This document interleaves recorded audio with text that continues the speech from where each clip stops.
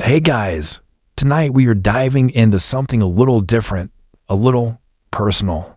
It's a story about a 30-day wager I made with a ghost. The ghost of a man named Napoleon Hill. You've probably heard of him, the author of Think and Grow Rich, the godfather of the entire self-help movement. For a long time, I saw him as a relic, a man from a bygone era of steam trains and smoke-filled boardrooms, whose advice felt simplistic. Yet, there I was, a few months ago, feeling completely and utterly stuck. So, I decided to conduct an experiment. I would take one of his most famous, and frankly, most bizarre principles, the idea of autosuggestion, and I would follow it to the letter. For 30 consecutive days. No cheating, no half measures. I would talk to myself. I would try to convince my own subconscious mind of a new reality. Tonight, I'm taking you on that journey. We're going to look at the embarrassing beginning, the science, the setbacks, and the final result that I genuinely did not see coming.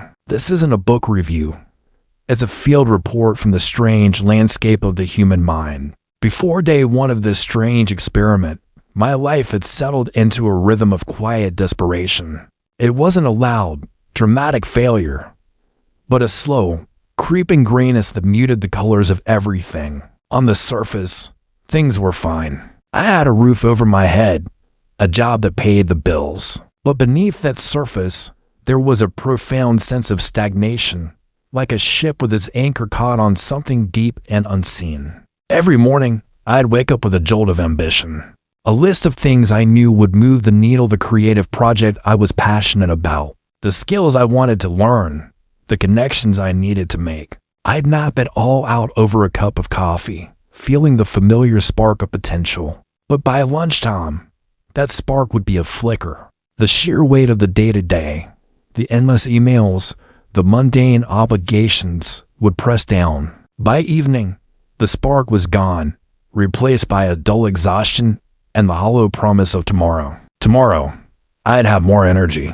Tomorrow, I'd be more focused. Tomorrow would be different. But it never was. The cycle was insidious. I was trapped in a feedback loop of my own making. My lack of progress fueled my self-doubt, and my self-doubt paralyzed me from taking meaningful action. I became an expert at productive procrastination. I'd buy new planners, download the latest productivity apps, reorganize my workspace, and read endless articles on how to overcome procrastination, all while avoiding the actual work that mattered. It was a perfect illusion of effort. I was running on a treadmill, sweating and panting, but ending up in the exact same spot day after day. The worst part was the loneliness of it. You can't easily explain this feeling to others. Saying I feel stuck sounds like a vague complaint, an excuse. So, you keep it inside. This quiet humming of dissatisfaction that becomes the background noise of your existence. It was a prison whose walls were built of my own limiting beliefs, and I was both the inmate and the warden. I knew something had to break, but I had no idea what hammer to use. That's when I found him again, or rather, the book, Think and Grow Rich. It was sitting on my shelf, collecting dust, a relic from a previous, more optimistic phase of my life. I'd read it years ago and, like many, found parts of it inspiring and other parts questionable. The stories of Andrew Carnegie and Henry Ford felt like fables from another universe. But in my state of quiet desperation, I picked it up with a different kind of attention. I wasn't looking for inspiration. I was looking for a tool, a lever, anything to pry me out of this rut. I thumbed past the chapters I vaguely remembered and landed on Chapter 4, Autosuggestion, the medium for influencing the subconscious mind. As I reread the instructions, I felt a wave of profound skepticism, bordering on embarrassment. Hill was instructing the reader to write down a clear statement of their desire, the amount of money they wanted, the goal they wished to achieve, and then to read it aloud twice a day, all while trying to feel and believe they already possessed it. My rational mind screamed, "This is nonsense. This is just wishful thinking, lying to yourself." The idea of standing in my room, speaking to the empty air about a reality that wasn't true felt absurd, like a child's game. It felt like the very definition of delusion. But then, another thought, quieter and more desperate, whispered from beneath the cynicism. What else have you got? The planners weren't working. The apps were a distraction. The logical, sensible approaches had all led me to this exact moment of paralysis. So, I made a wager. A skeptic's wager on a ghost. I would suspend my disbelief for 30 days. I would treat Napoleon Hill's instructions not as philosophy, but as a precise, scientific formula. I would be the test subject in an experiment of one. I took out a fresh sheet of paper and, feeling a mix of foolishness and a strange, last resort hope, I wrote my definite chief aim. It was specific, tangible, and terrifying to write down because it felt so impossible. I wrote down what I intended to give in return for its attainment, not vague promises, but concrete commitments of time, focus, and dedicated labor. I wrote down the exact date by which I intended to have it. The full statement stared back at me from the page, a monument to either my future success or my ultimate gullibility. The rules were set. Twice a day, morning and night, I would lock myself in my room and read the statement aloud, trying to summon the emotion and faith that Hill insisted were the active ingredients. I had no faith. I had no belief. All I had was the grim determination to see the experiment through to the end. The 30-day clock started now. The first morning felt like a performance for an invisible, judgmental audience. I had the statement clutched in my hand, the paper already slightly crinkled from my nervous grip. I'd closed my bedroom door, something I rarely did, but the act of reading these words aloud felt so intensely private, so vulnerable, that I feared a stray sound might escape and expose my foolishness to the world. The silence in the room was heavy, expectant. I took a breath, and my heart hammered against my ribs as if I were about to give a speech to a stadium of thousands. The irony was suffocating. I was terrified of my own voice in an empty room. I began to read. The first word came out as a croak, a dry, hesitant sound that was barely audible. I cleared my throat and started again, forcing the volume up. The words, my own carefully chosen words of ambition and desire, felt like a foreign language. They were clunky, artificial, like I was reading a script for a character I didn't know how to play. Napoleon Hill's instruction wasn't just to read. It was to see and feel yourself already in possession of your goal. As I spoke the words, I tried to follow this command. I tried to conjure the image of success, the feeling of accomplishment. But my mind, my cynical, well-trained, rational mind, refused to cooperate. It was like trying to force two repelling magnets together. With every word I spoke, a louder voice in my head heckled me. You're lying to yourself. It sneered. Who do you think you're fooling? This is pathetic. The feelings I was supposed to be generating, confidence, gratitude, faith, were completely inaccessible. Instead, I felt a tidal wave of embarrassment. My cheeks burned. I imagined how utterly absurd I must look, a grown adult talking to the air, promising the universe I would achieve things that, just yesterday, felt impossible. The whole exercise felt like a desperate prayer sent to a God I was certain didn't exist. When I finished the last sentence, the silence that rushed back in was even heavier than before. It wasn't a peaceful silence. It was a judging one. I felt an overwhelming urge to rip the paper to shreds, to laugh at my own gullibility, and to go back to the familiar comfort of my quiet desperation. The evening session was even worse. The novelty, the faint spark of what if, had completely evaporated, replaced by the grim reality of the commitment. This was no longer a bold first step. It was the second step, the one that signals the beginning of a long, arduous march. It felt like a chore, like cosmic homework. Again, I closed the door. Again, I read the statement. This time, the words felt even more hollow. My mind didn't just heckle. It brought evidence. It replayed a dozen of my past failures, my half-finished projects, my broken resolutions. It was a highlight reel of my own inadequacy, playing on a loop in the back of my mind while my mouth recited a script of unearned triumph. I wasn't influencing my subconscious mind. I was simply agitating my conscious one, poking the hornet's nest of my insecurities. By the time I finished, I wasn't just embarrassed. I was angry. I was angry at Hill for peddling this snake oil, and angry at myself for being desperate enough to buy it. The next few days bled into a monotonous cycle of this internal battle. The ritual became the most dreaded part of my day. I'd find excuses to delay it, pushing the morning reading until the last possible second before work, and the evening one until I was so tired I could barely think. My delivery was wooden, a mechanical recitation. I tried to inject emotion, but it felt like bad acting. The muscle of faith, as Hill called it, was not just weak in me.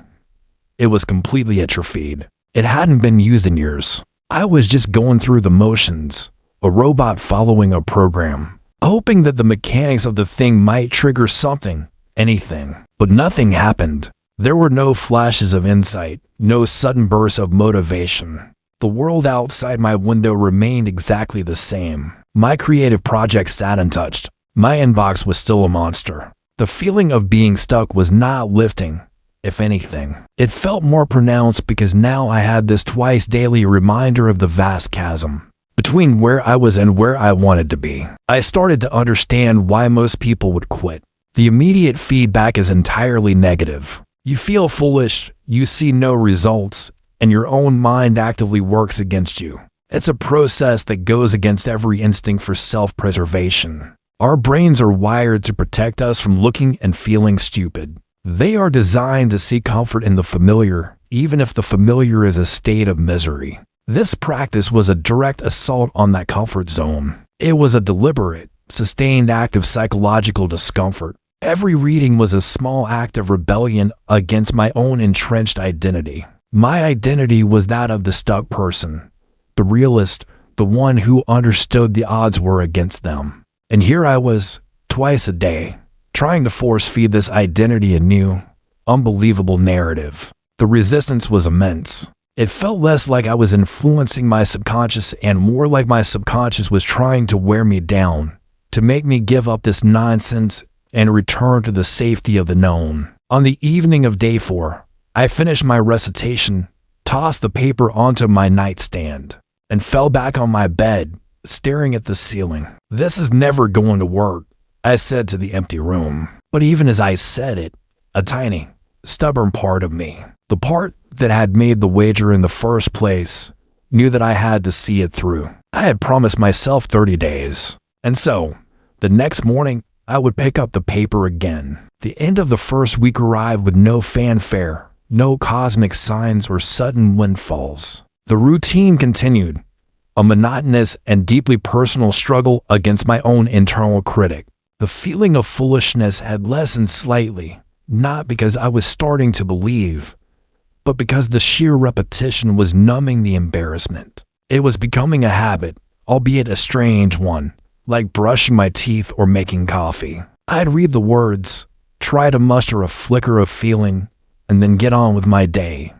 The grand promises of my statement quickly swallowed by the mundane reality of my to-do list. The chasm between my spoken words and my lived experience was as wide as ever. My definite chief aim still felt like a distant star, something to be wished upon, not something to be reached. I was on the verge of resigning myself to the idea that this experiment would be a failure, a mere testament to my own discipline and following a useless procedure. And then, on day 8, something shifted. It wasn't a lightning strike.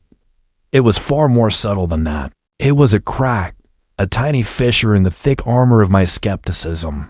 It happened during a typically frustrating workday. I was wrestling with a problem that had been plaguing a project for weeks. It was a technical snag, a roadblock that my team and I had thrown everything at. We'd had meetings, we brainstormed, we tried every logical solution we could think of, and we'd hit a wall every single time. The familiar cloud of frustration was descending, that heavy feeling of being intellectually outmatched. It was the kind of moment that usually sent me spiraling into self-doubt, triggering thoughts like, I'm not smart enough for this, or we're never going to figure this out. I felt the usual tension coiling in my gut, my shoulders tightening. I was about to type out an email admitting defeat for the day, suggesting we table it and try again tomorrow. But as my fingers hovered over the keyboard, a different thought surfaced, clear and unbidden, as if it had been spoken by someone else in the room. The thought was, what if the answer isn't in the problem, but in the question we're asking? It wasn't a revolutionary idea in itself, but the way it arrived was different. It wasn't born of desperate brainstorming. It felt calm, certain, and strangely obvious. It cut through the fog of my frustration instantly. I stopped, leaned back in my chair, and looked at the problem from this new angle. Instead of trying to force a solution onto the existing framework, I started questioning the framework itself. What assumption were we making that was leading us down this dead-end path? Within minutes, I saw it. We had all been working under a flawed premise, a tiny, overlooked assumption we'd made weeks ago that had been sending all our subsequent efforts astray. It was like realizing you've been trying to unlock a door with the wrong key the entire time. I quickly drafted a new line of inquiry, sent it to my team, and within an hour, we had a viable path forward. The roadblock hadn't just been cleared, it had vanished. The relief was immense, but it was followed by a deeper sense of bewilderment. Where had the thought come from? My logical, stressed-out brain had been running in circles. This idea had felt different. It had come from a quieter place. Later that evening, as I stood to do my nightly ritual, I looked at the statement in my hand. It contained grand promises about my ultimate goal, which was completely unrelated to my day job. There was no mention of solving technical problems at work. Yet, the nature of the solution I had found felt connected to the process I was undertaking. I had been spending a week forcing my mind to focus on a single point of desire, to hold a positive, solution-oriented state, even if artificially. I had been commanding my subconscious to work on a problem in the background. Was it possible that this practice wasn't just about the specific goal on the paper, but about training my mind to operate differently altogether? Was it teaching my brain to bypass the noisy panic of the conscious mind and tap into a deeper, more intuitive faculty? This was the first crack in my armor of cynicism. It wasn't proof of magic. I hadn't manifested a check out of thin air. It was something more practical, and in a way, more profound. It was a glimpse of a different mental process at work.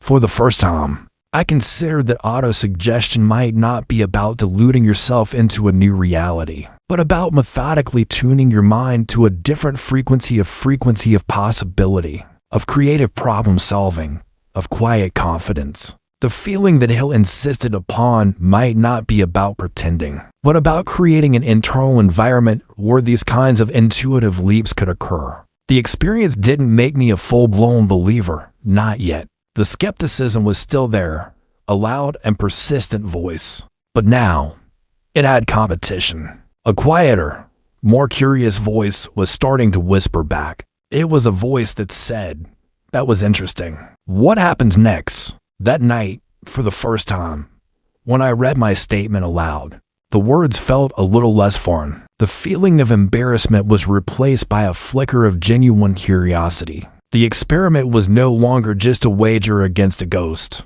It was becoming an investigation into the hidden mechanics of my own mind. That small breakthrough at work did not make me a full-blown believer, but it did make me a detective. The skeptic in me couldn't let it go. It was an anomaly, a piece of data that didn't fit my existing model of the world, and I needed to understand it. That night, after my ritual, I didn't go to bed.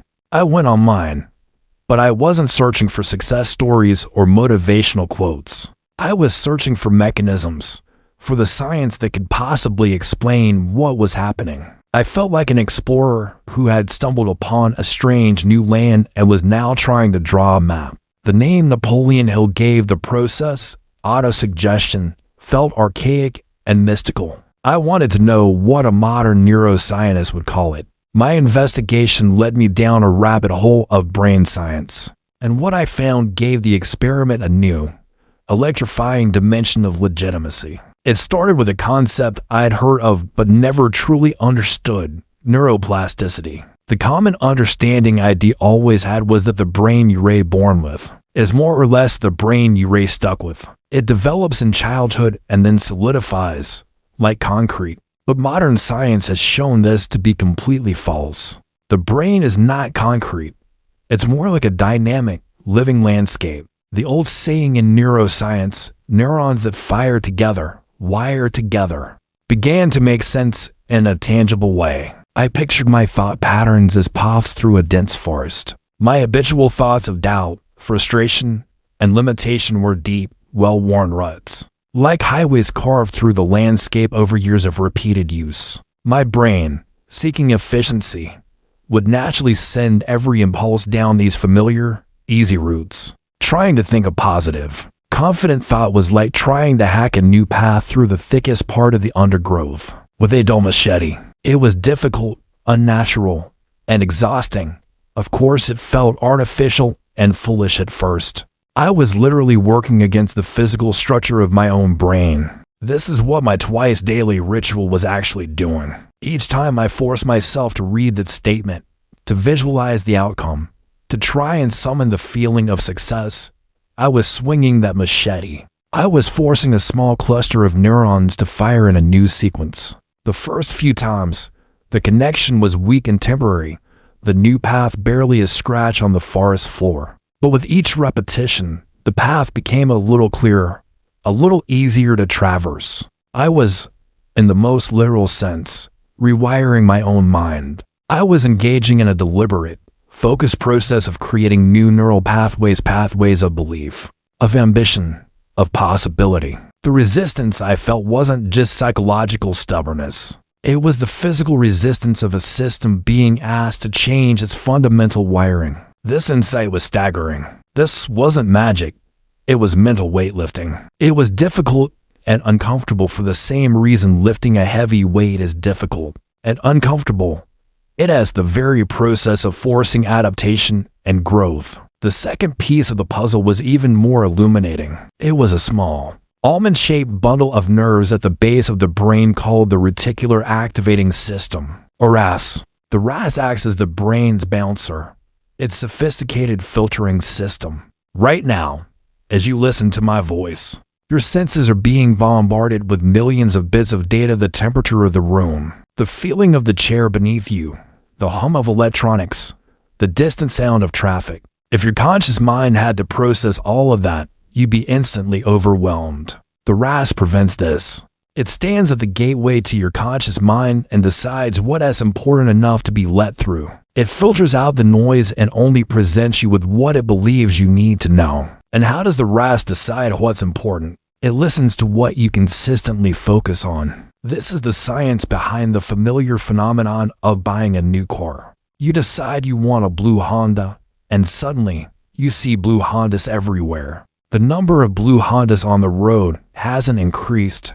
Your RAS has simply been programmed to recognize them. You've told your brain, "This is important to me now," and your brain has dutifully started highlighting it in your reality. Suddenly, Napoleon Hill's strange instructions took on a crystal-clear logic. Reading a definite, specific goal aloud twice a day, with focused attention and emotion, is like handing a new set of instructions to your brain's bouncer. You are programming your RAS. You are telling that filter, "Hey, anything related to this goal and opportunity, a person, an idea, a piece of information is no longer junk mail. That's priority mail. Let it through." My little breakthrough at work was a textbook case of the RAS in action. For weeks, my RAS had been programmed with the instruction, "This problem is frustrating and unsolvable." So, it dutifully filtered my perception to only notice evidence that confirmed this belief. But by engaging in the autosuggestion ritual,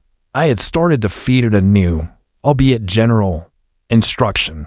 I am a person who finds solutions. I am capable. I am focused. And so, in that moment of frustration, my newly programmed RAS let a different kind of thought slip past the gatekeeper, the calm, intuitive thought that questioned the premise of the problem. That idea was likely floating in my subconscious all along, but without the new instructions, my RAS would have dismissed it as irrelevant noise. The two systems, neuroplasticity, and the RAS work in tandem. Neuroplasticity is the internal work of carving the new paths in your mind, while programming the RAS is the external work of tuning your perception to see the opportunities that will help you use those paths. Napoleon Hill, in 1937, was a man describing a complex neurological process using the language of his time: the subconscious, faith, infinite intelligence. He was an intuitive scientist who had discovered a profound user's manual for the human brain,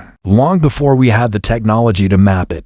As I sat there, the screen of my laptop illuminating my face, the feeling of foolishness was completely gone. It was replaced by a profound sense of awe and a new, steely resolve. This wasn't a game of make-believe anymore. It was an act of deliberate, conscious engineering, and I was just getting started. Armed with this new understanding of the science, I felt a surge of genuine, unforced enthusiasm. The ritual was no longer a chore.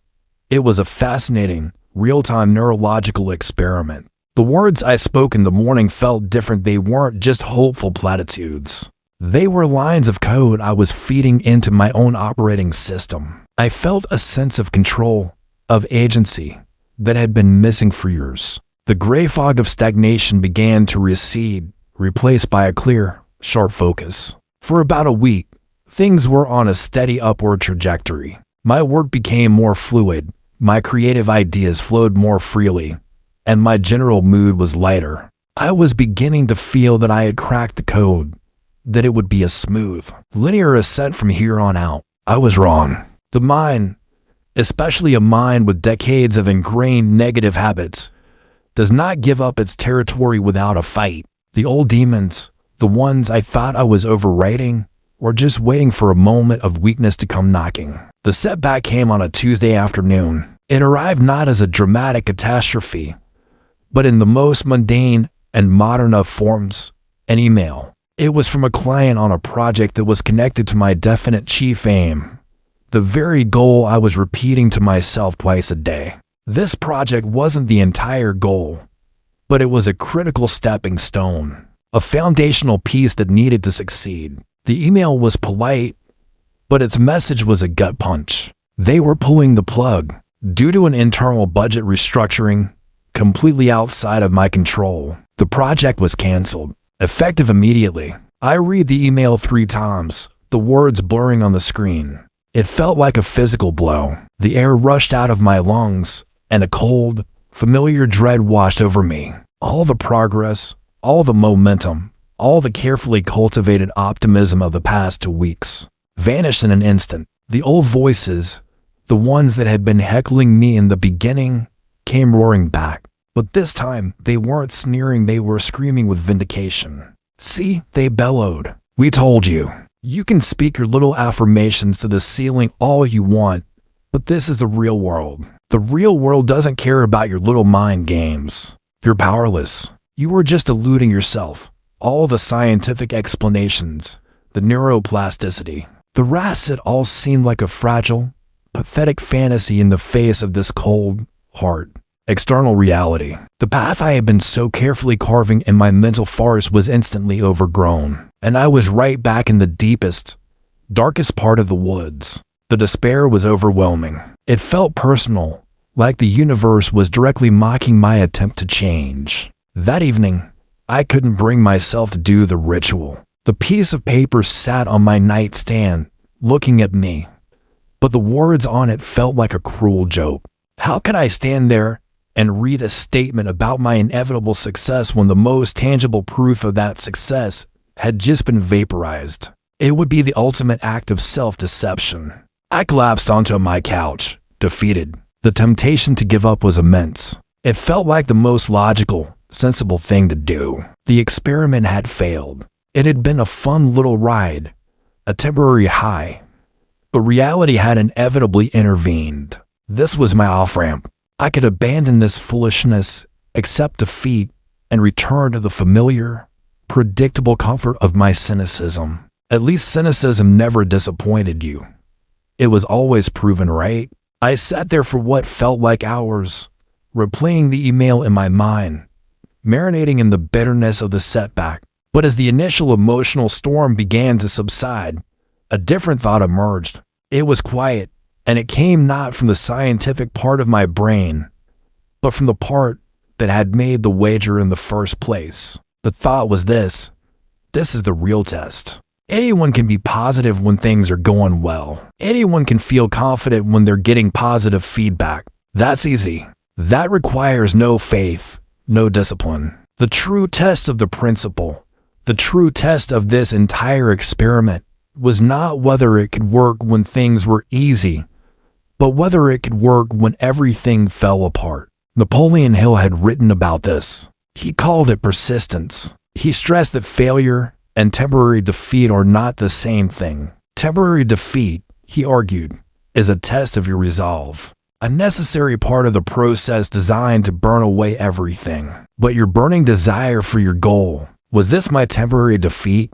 Was this the universe asking me, how badly do you really want this? Are you willing to keep going even when you have zero evidence? When every instinct is screaming at you to quit? The choice was brutally clear. I could revert to my old self, the person who let external circumstances dictate their internal state, the person who would use the setback as proof that they were destined to fail. Or I could do the hardest thing I could possibly imagine at that moment. I could stand up, walk into my bedroom, pick up the piece of paper, and read it, not with fake enthusiasm, not with a sense of delusion, but with a different kind of emotion, pure, defiant, stubborn persistence. I could read it as an act of war against my own despair. Slowly, as if moving through water, I pushed myself off the couch. I walked into the bedroom and picked up the paper. My hands were shaking slightly. My voice, when I began to read,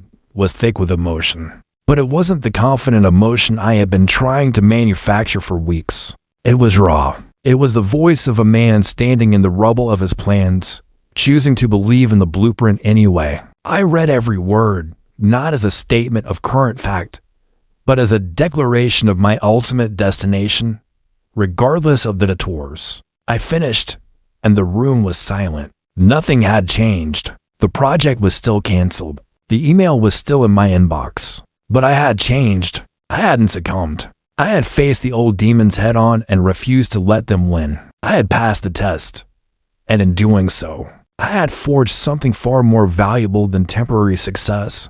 I had forged resilience.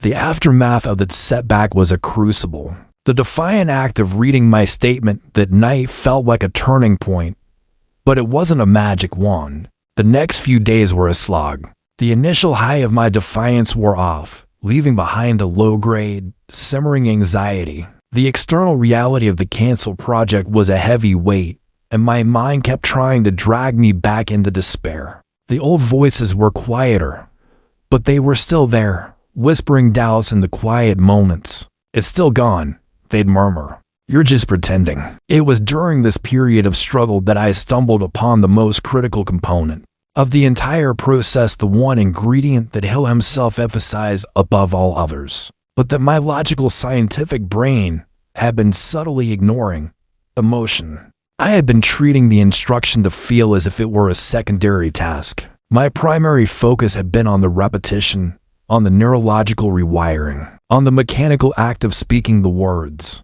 I thought the feeling would be a byproduct of the repetition. If I said the words enough, I would eventually start to feel them. I now realized this was completely backward. The words themselves were just the vehicle, the container, the fuel that made the vehicle move. The explosive charge that actually influenced the subconscious mind was raw, powerful, concentrated emotion. Merely repeating words without any feeling attached was like turning the key in a car with an empty gas tank. You can turn it all day. The engine will make a noise, but you will not go anywhere. The subconscious mind, as Hill described it, doesn't respond to the logic of words. It responds to the language of feeling. I look back on my practice. In the beginning, I had no feeling, only embarrassment. Then, I had a flicker of curiosity after the small breakthrough at work.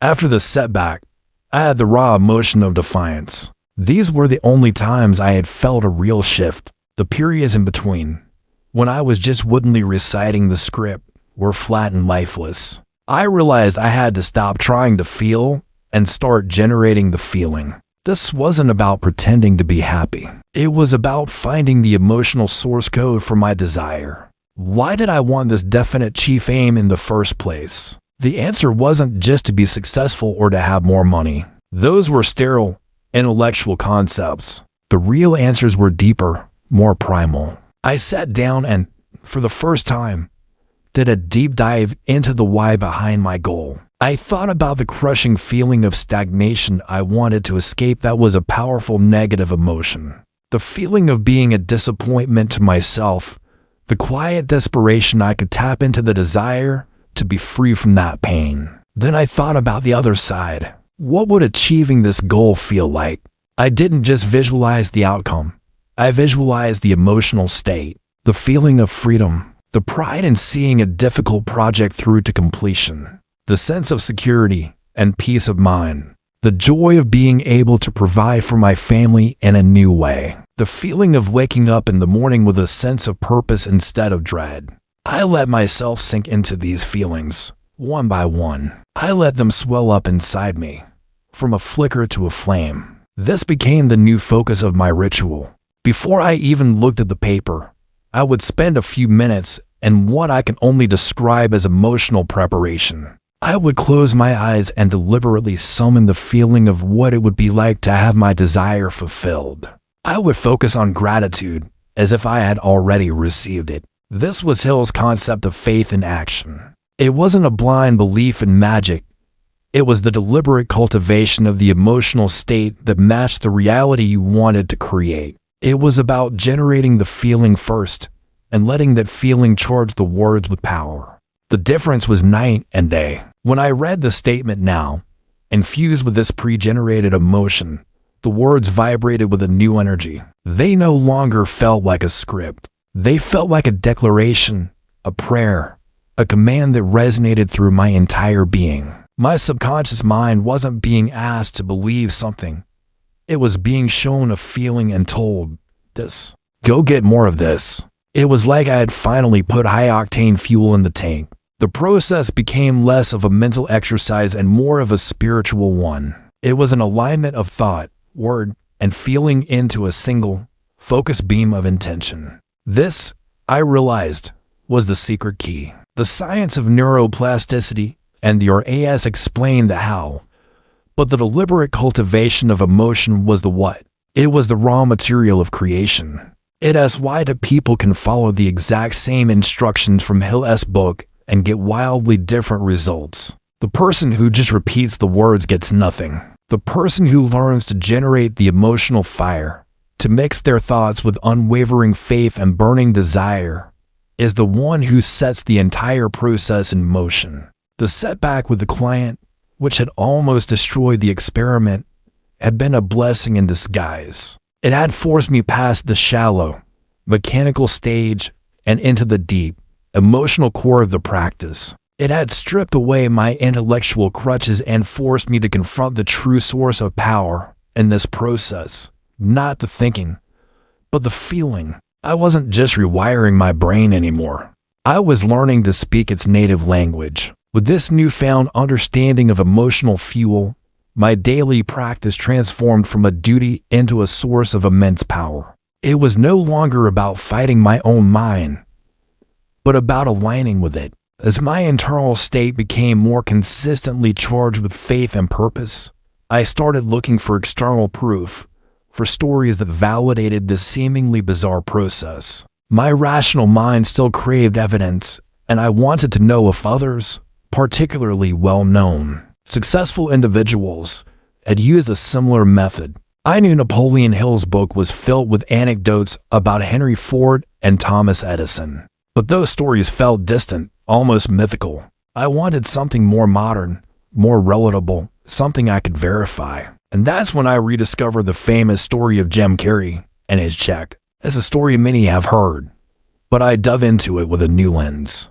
seeing it not as a quirky celebrity anecdote, but as a perfect, real-world case study of autosuggestion in action. In the late 1980s, Jim Carrey was a talented, but struggling comedian and actor. He was homeless for a time, living out of an old VW van with his family. He had immense talent and a burning desire, but the big break just wasn't coming. He was getting bit parts, but he was far from the global superstar we know today. Frustrated and determined, he drove his beat-up Toyota up to the top of Mulholland Drive, a road in the Hollywood Hills famous for its panoramic views of Los Angeles. As he sat there, looking down at the sprawling city that represented everything he wanted to achieve, he decided to do something audacious. He took out his checkbook, a book that was almost certainly connected to an account with very little money in it, and he wrote a check to himself. He made it out to Jim Carrey for $10 million. In the memo line, he wrote for acting services rendered, and he post-dated it for Thanksgiving, 1995, about 3 years in the future. He didn't just write it and forget it. He placed the check in his wallet. He carried it with him everywhere he went. Every time he pulled out his wallet, he would see it. That check was not just a piece of paper. It was a physical talisman. It was a constant, tangible reminder of his definite chief aim. It was his statement of desire, made manifest in the real world. Think about the process. He had a specific, definite goal, $10 million. He had a specific date, Thanksgiving 1995. And by carrying that check with him, seeing it every single day, he was engaging in a powerful, continuous form of autosuggestion. Each time he saw it, it was a reminder. It was a command to his subconscious mind. It was a way to program his reticular activating system to be on constant lookout for any opportunity, any connection, any addition that could lead him toward the goal. But the most critical element was the emotion. In interviews, Carrey has described the feeling he attached to that check. It wasn't a feeling of desperate hope.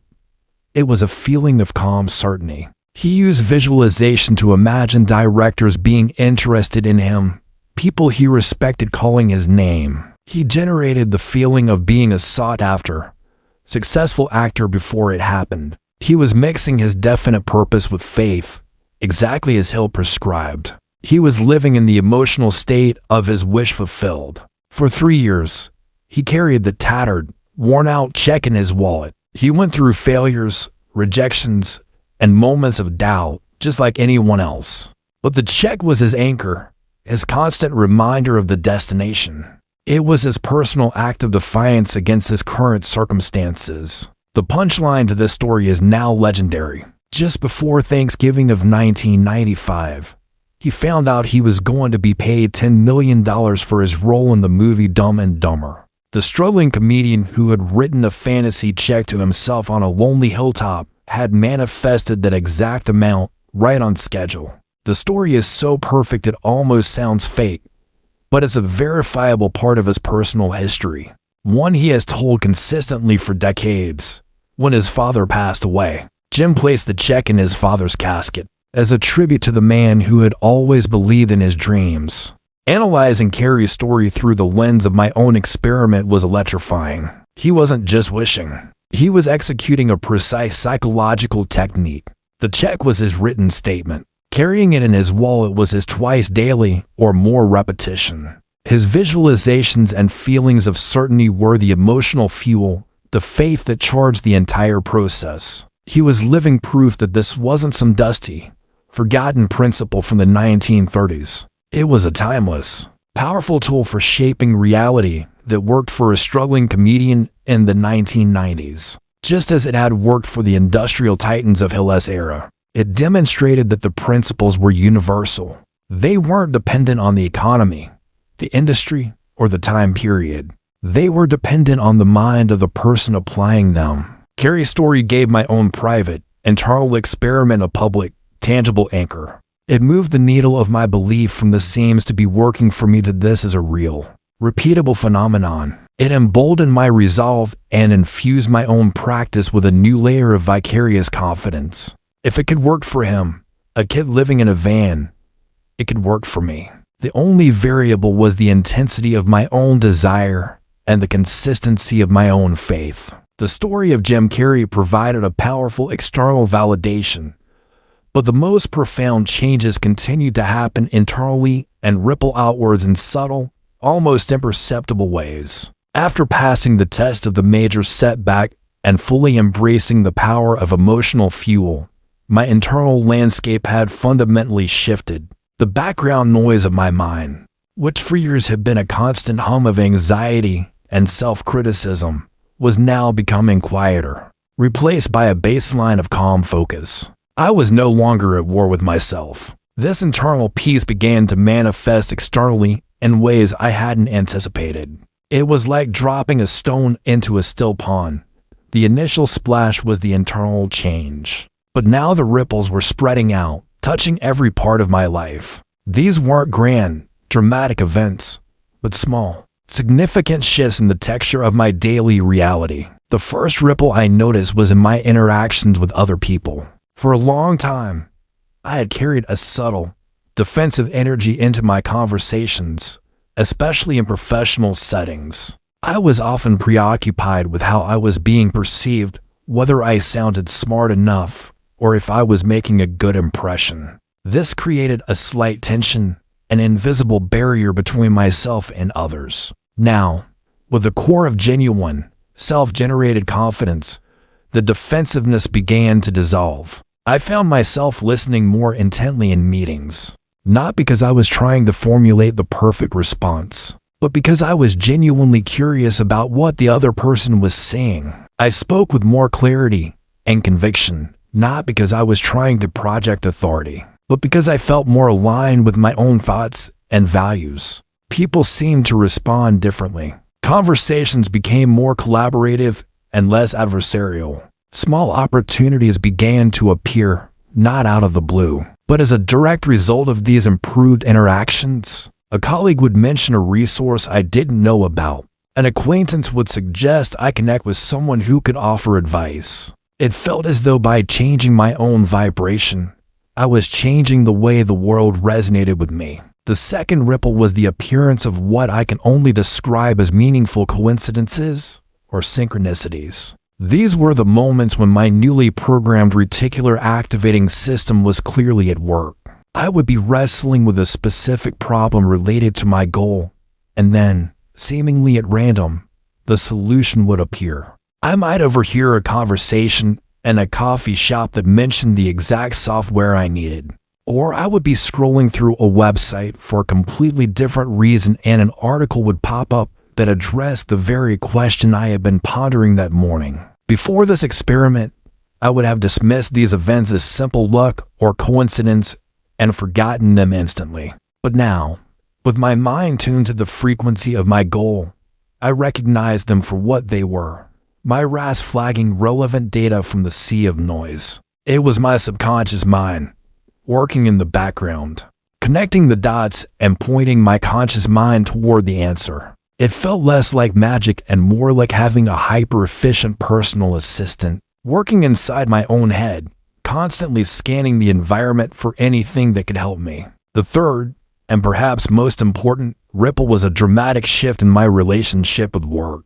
The creative project that had been the source of so much procrastination and guilt, the one that sat untouched for months, was now the thing I was most excited to engage with. The friction was gone.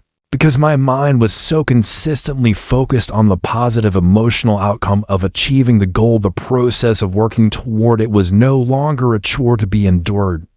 It was a joyful and necessary part of the journey. I found myself waking up earlier, not because of an alarm clock, but because I was genuinely eager to get to my desk and continue building. The state of flow, that elusive mental space where time seems to melt away and you are completely absorbed in your task, became a regular occurrence rather than a rare accident. I was no longer pushing the boulder up the hill. I was walking alongside it, guiding its momentum. These ripples were not the final destination. They were not the $10 million check, but they were the evidence of the tide turning. They were the proof that the internal work was having a tangible, measurable effect on the external world. Napoleon Hill wrote that no one is ready for a thing until he believes he can acquire it. The state of mind must be belief, not mere hope or wish. I was finally starting to understand what he meant. These small, rippling effects were the building blocks of that belief. Each positive interaction, each small synchronicity, each joyful hour of work was another brick being laid in the foundation of my faith. My belief was no longer based on the story of a celebrity or the theories of a neuroscientist. It was being built upon the bedrock of my own lived experience. The water's surface was no longer still. It was alive with the motion of my own intention. And I could sense that these small ripples were the precursor to a much larger wave. As the third week bled into the fourth, a profound and quiet transformation took place. The practice of autosuggestion had undergone a complete evolution. It was no longer a ritual, a technique, or even a habit. It had integrated itself so deeply into my mental framework that it had become a part of my identity. The process had moved from conscious repetition to subconscious embodiment.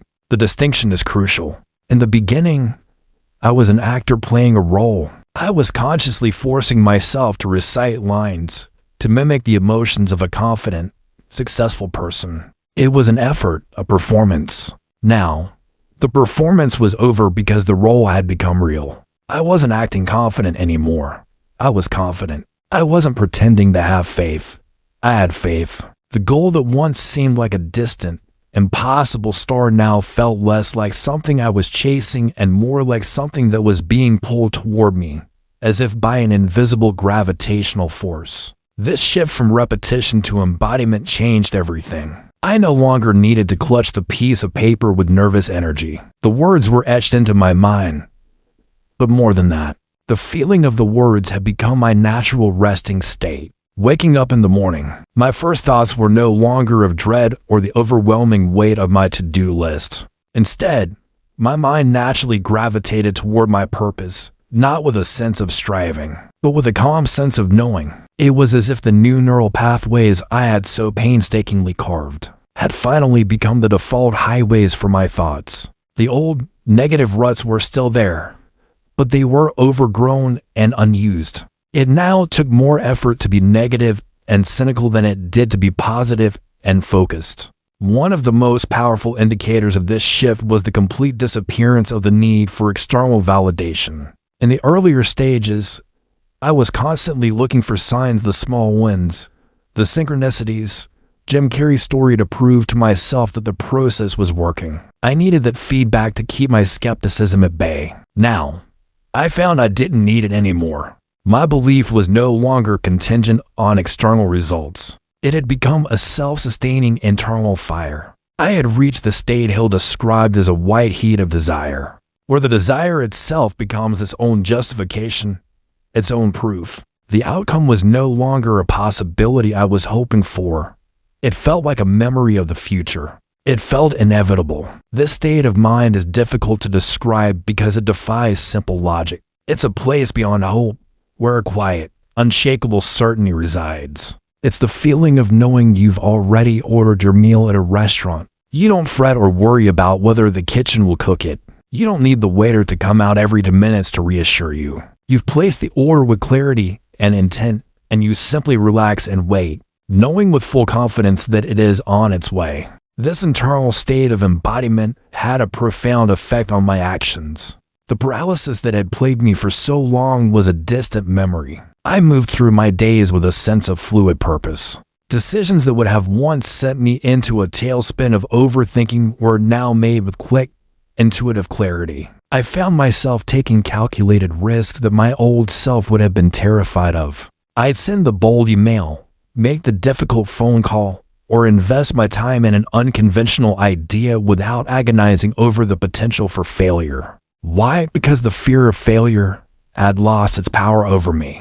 Failure was no longer a verdict on my self-worth.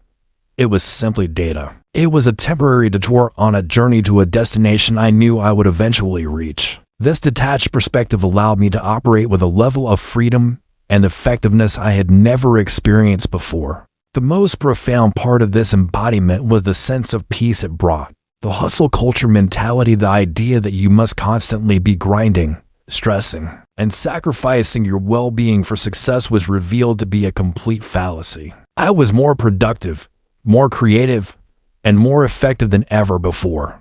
Yet I felt less stressed and more at ease. The power wasn't coming from frantic, desperate effort. It was coming from a place of deep, centered alignment. I was no longer trying to force reality to bend to my will. I was aligning my will with the creative force of the universe, or as Hill would call it, infinite intelligence. I was working with the current, not against it. As I approached the final days of the 30-day challenge, I realized the initial premise of the wager had been flawed. I had set out to get a specific outcome, but the journey had taught me that the prize wasn't the destination. The prize was the person I had to become to get there. The goal of the experiment was no longer to acquire something. It was to complete the process of becoming. The external manifestation was simply the final, inevitable echo of a transformation that had already taken place within. The final week of the challenge arrived. The sense of calm certainty had become my new normal. I continued my practice, not out of a sense of obligation to the 30-day rule, but because it had become as natural as breathing. I was so absorbed in this new state of being, so focused on the internal transformation, that I had almost forgotten about the initial, desperate need for a dramatic, external breakthrough. The peace and productivity I was experiencing felt like a victory in itself. I had made my wager with the ghost of Napoleon Hill, and in my mind, I had already won, regardless of what happened next. But the universe, it seems, has a flair for the dramatic. The breakthrough, when it came, was not a gentle ripple. It was a tidal wave, and it came from a direction nobody, least of all me, saw coming. It started with a phone call on the morning of day 28. It was from a former colleague, a woman named Sarah with whom I had worked on a project years ago. We'd had a good working relationship, but hadn't spoken in at least 2 years. The call was a complete surprise. After the initial pleasantries, she got to the point. "This is going to sound random," she said, "but I was in a board meeting yesterday, and your name popped into my head. We're spinning up a new initiative, and it's a bit unconventional. It requires a very specific blend of creative strategy and technical understanding. Honestly, when my boss was describing the ideal candidate, I just saw your face. Are you happy where you are? Or are you even remotely open to a conversation?" My heart started beating a little faster. The project she described was not just interesting. It was a near-perfect mirror of my definite chief aim. The very specific, terrifyingly ambitious goal I had written down on that piece of paper 28 days ago. It aligned with my passions. It required the exact skills I had been trying to develop, and the scale of it was an order of magnitude larger than anything I had ever worked on before. It was the kind of opportunity I thought I'd have to spend years clawing my way toward. And here it was, landing in my lap because my name had popped into someone's head. I tried to remain calm, professional. "I'm always open to a good conversation, Sarah," I managed to say. "Tell me more." As she detailed the scope of the project, a sense of profound, stunning awe washed over me. It was so perfectly aligned with my desire that it felt scripted. It was a lock and key. She mentioned the initial budget they had earmarked for the role, a figure that was not only life-changing, but also eerily close to the financial target I had written down as part of my statement. It wasn't the exact number to the dollar, but it was in the same startling ballpark. My rational mind was scrambling, trying to find a logical explanation. It was a coincidence. It was a lucky break. But the part of me that had lived this journey for the past month knew better. This wasn't luck. This was the harvest. This was the inevitable result of a cause I had set in motion weeks ago. The subconscious mind, charged with a definite aim and fueled by faith, had gone to work.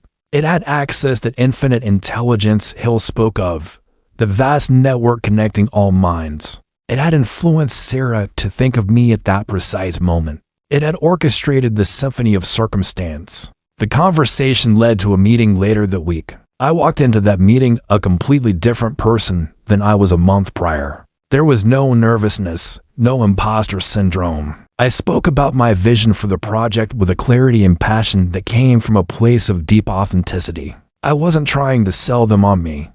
I was simply sharing the purpose that had been driving me. I was embodying the person who was already in that role. I wasn't auditioning for a job. I was discussing the terms of my arrival. The meeting felt less like an interview and more like a collaboration between people who were already on the same team. I left their office not with a sense of hopeful anxiety, but with that same calm certainty that had become my companion. I knew, with a conviction that transcended logic, that the role was mine. 2 days later, on day 30, the final day of my self-imposed challenge, the formal offer came through. It was real. The email sat in my inbox. A black and white confirmation of a reality I had first built in the theater of my mind. I looked at the crinkled piece of paper on my nightstand. The statement I had read with such embarrassment and skepticism just 1 month before. I thought of the cynic who had made a last-ditch wager on a ghost. That person felt like a stranger to me now. The result was not a shock in the way a lottery win would be a shock. It was a different kind of shock, the profound, soul-shaking shock of seeing a fundamental law of the universe demonstrate itself right before your eyes. It was the shock of realizing that the world is not a fixed, solid thing, but a malleable medium that responds to the focused, disciplined power of human thought. The experiment was over. The result wasn't, and it was more than I could have ever imagined. On the evening of day 30, with the official offer sitting in my inbox, I didn't feel the manic, explosive joy I might have expected. Instead, a profound sense of reflective stillness settled over me. I took out that original piece of paper, now soft and worn from being handled twice a day for a month. Its edges were frayed, and a coffee stain marked one corner. It looked less like a statement of intent and more like a sacred artifact, a map that had guided me through a strange and transformative land. Looking at the words, I saw not just a goal, but the entire arc of a journey. It was a journey from a cynical, trapped participant to a genuine, awestruck believer. And as I sat there, I began to look back, not just at the events, but at the person I was at each stage, as if looking at old photographs of myself in the rearview mirror. The first photograph was of the skeptic, the man from day one, his face a mask of embarrassment and desperation, forcing out words he didn't believe in a room thick with self-doubt. I felt a wave of compassion for him. He was so trapped in his own rational mind, so convinced of his own limitations, that the very act of hoping felt like a betrayal of his intellect. He saw the world as a rigid, mechanical place governed by external forces, and saw himself as a victim of its whims. His powerlessness was his identity, a shield he used to protect himself from the pain of trying and failing. He couldn't see that the prison he was in had no locks on the doors. Its walls were made entirely of his own beliefs.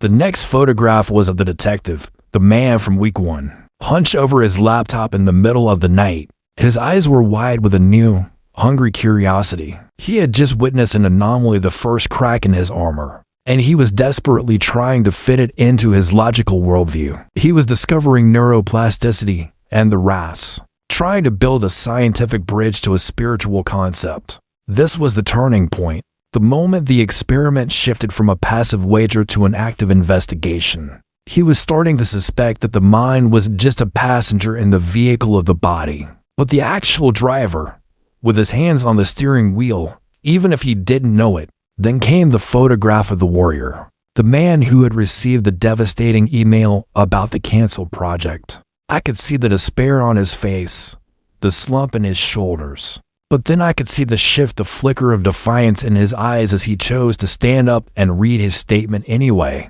That man was forged in fire. He was learning the most crucial lesson of all, that faith is not for the easy days. Faith is the weapon you wield when you are surrounded, outnumbered, and have every logical reason to surrender. It was in that moment of choosing persistence over despair that he had earned his breakthrough.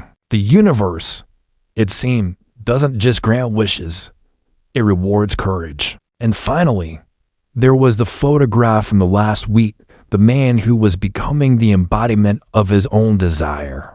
The peace in his posture, the calm certainty in his eyes. He was no longer fighting, no longer striving. He was allowing. He had moved from force to flow. He understood that his job wasn't to manipulate the world. but to become the person who was a vibrational match for the reality he wanted to attract. He was learning to trust the process, to trust his own subconscious mind, to trust that the order he had placed with the universe was being prepared. This was the man who walked into the final meeting, not as a supplicant, but as a co-creator. Seeing this progression laid out so clearly, I realized the external result, the job offer, was almost a secondary prize. The primary prize was the transformation itself. If the offer had vanished tomorrow, I would have been disappointed, yes, but I would not have been broken, because the true gain from this 30-day challenge wasn't the new job. It was the new self. I had acquired a tool, a user's manual for my own mind, that I could use for the rest of my life. I now had a proven method for overcoming stagnation, for solving problems, for cultivating resilience, and for deliberately shaping my own reality. The feeling of quiet desperation that had been my constant companion for years was gone. It had been replaced by a foundational sense of agency and purpose. I was no longer a ship with a caught anchor. The anchor had been raised. I had a map, a compass, and a hand on the rudder. The journey in the rearview mirror was over, and the open ocean lay ahead. As I sat there on that final night, holding the physical proof of my journey's end in one hand and the symbolic artifact of its beginning in the other, a final, crystallizing thought settled in my mind. This 30-day challenge was not a magic trick. It wasn't about reciting an incantation and having a genie appear. If you've listened to this whole story thinking you found a shortcut to success, a way to get what you want without the work, then you've missed the entire point. This process, this principle of autosuggestion is not an end. It is a key, and a key, by itself, is useless. A key's only value is that it unlocks a door. But once the door is open, you are the one who has to walk through it. You are the one who has to do the work that waits on the other side. This 30-day period was not a passive waiting game. It was the most intensive and demanding training program I have ever put myself through. The work wasn't just in the new job I was pursuing.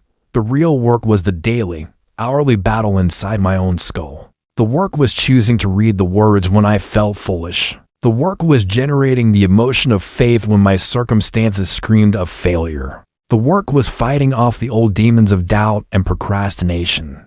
The work was maintaining discipline and consistency when there was zero evidence of progress. The work was transforming my internal state so profoundly that my external actions, the focused effort, the creative problem solving, the bold decisions became a natural and effortless byproduct. The job offer wasn't a gift from the universe. It was my paycheck for that grueling, internal labor. What Napoleon Hill discovered, and what this experiment proved to me, is that the inner work precedes the outer result. We have it backward. We think, when I get the great job, then I'll feel confident. When I make the money, then I'll feel secure. When I'm successful, then I'll feel purposeful. But the law of the universe seems to be the exact opposite. You must first learn to generate the feeling of confidence from within, and that state of being will then attract the circumstances that match it. You must cultivate a sense of security and abundance when your bank account is empty, and that vibration will then draw financial opportunity to you. You must become the person who is already living with purpose, and the world will then present you with a stage on which to express it. This is the key. It unlocks the door from the inside. So, if you are feeling the way I was 30 days ago, stuck, frustrated, caught in a loop of quiet desperation, I am not here to sell you a fantasy. I'm here to offer you a challenge. I am handing you this key. The instructions are simple, but the practice is one of the hardest things you will ever do. Write down your definite chief aim. Be precise. What do you want? What will you give in return? And by what date will you have it? And then, for 30 days, commit to the process. Read it twice a day, and find a way, any way you can, to summon the emotional fire. Tap into the pain of where you are and the sheer joy of where you want to go. Use that as your fuel. There will be days you feel like an idiot. There will be days you see no progress. There will be setbacks that make you want to quit.